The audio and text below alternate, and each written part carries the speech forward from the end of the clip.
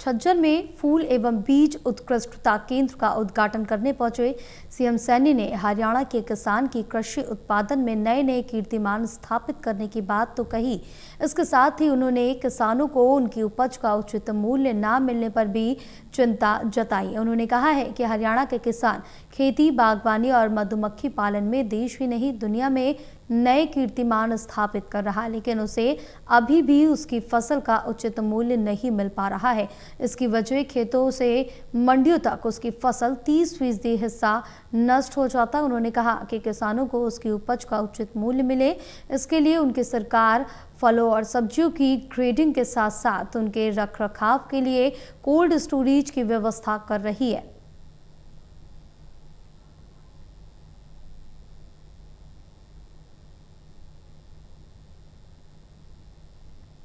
साथियों, आज प्रदेश में किसान भी सब्जी उत्पादन, फल उत्पादन, मधुमक्खी पालन और फूलों की खेती में नए कीर्तिमान साथियों हमारा किसान स्थापित कर रहा है।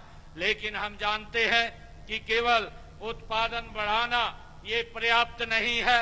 यदि किसान का उत्पादन उचित मूल्य पर बाजार तक नहीं पहुंचता तो उसकी मेहनत का साथियों पूरा लाभ उसे नहीं मिल पाता है। साथियों, आज भी फलों और सब्जियों का लगभग 20 से 30% हिस्सा खेत से बाजार तक ही पहले ही वो खराब हो जाता है। इसका सबसे बड़ा साथियों कारण है वैज्ञानिक ग्रेडिंग, पैकेजिंग और कोल्ड स्टोर और कोल्ड चेन आधुनिक मार्केटिंग व्यवस्था का अभाव। साथियों, किसान अच्छी फसल पैदा करता है, लेकिन कटाई के बाद होने वाले नुकसान और मार्केटिंग की कमजोर व्यवस्था के कारण उसे उचित मूल्य नहीं मिल पाता है।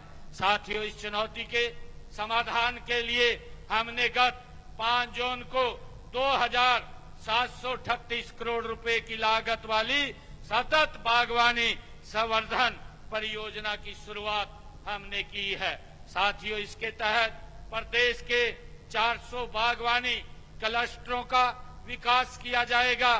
500 उत्पादक हमारे समूह हैं, एफपीओज हैं, को संगठित और सशक्त बनाया जाएगा।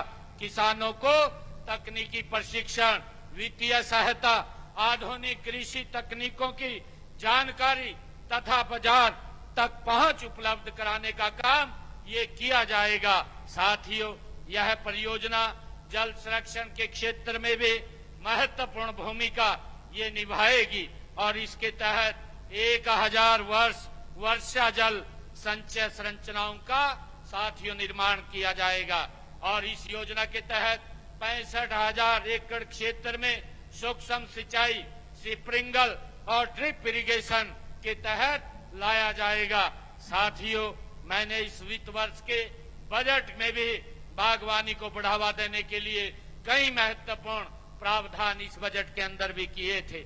साथियों, मैंने सभी जिलों में स्मार्ट बागवानी तकनीकों जैसे सुरक्षित खेती, एरोपोनिक्स, हाइड्रोपोनिक्स और ग्रीन हाउस, वर्टिकल फार्मिंग और ई पोस्ट के तहत कुल 1000 एकड़ क्षेत्र में लाने का ये लक्ष्य रखा गया है। साथियों, हमने 26-27 में बागवानी फसलों के पंजीकरण के लिए मेरा फसल मेरा ब्यौरा पोर्टल को पूरे साल साथियों खुला रखा जाएगा। एक कोल्ड चेन नीति लागू कर भंडारण, मूल्य स्थिरता तथा निर्यात बढ़ोतरी लाने का भी लक्ष्य रखा गया है। साथियों, मुख्यमंत्री बागवानी बीमा योजना के तहत प्राकृतिक आपदाओं से फलों की सब्जियों, फलों की फसल खराब होने पर मिलने वाले मुआवजे को भी हमने 40,000 रुपए प्रति एकड़ से बढ़ा करके 50,000 रुपए प्रति एकड़ का प्रावधान साथियों किया है।